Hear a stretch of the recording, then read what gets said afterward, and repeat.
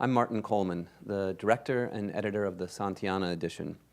And in my presentation today, I'm drawing on the work of the Santayana Edition, which is editing the critical edition of the works of George Santayana. I discuss the history and the conception and composition of George Santayana's 5-book work, The Life of Reason.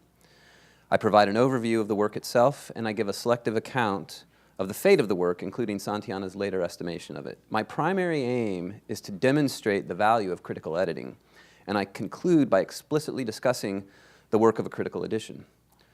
Santayana conceived The Life of Reason as a survey of human intellectual history, though it is fair to say it is a view of that history with the ancient Greeks dominating the vista. The goal of the work was to articulate an ideal of human life lived according to reason, understood naturalistically.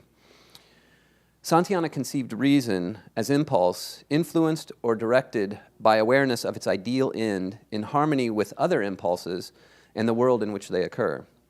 To live a life guided by reason is to perceive and pursue ideals such that the direction of conduct and the interpretation of sense promote natural human happiness.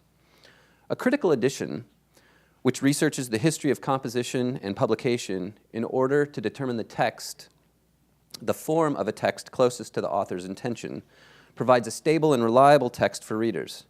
In providing a common reference for scholarly discussion and interpretation, a critical edition can contribute to the conscious harmony of intentions that is the life of reason.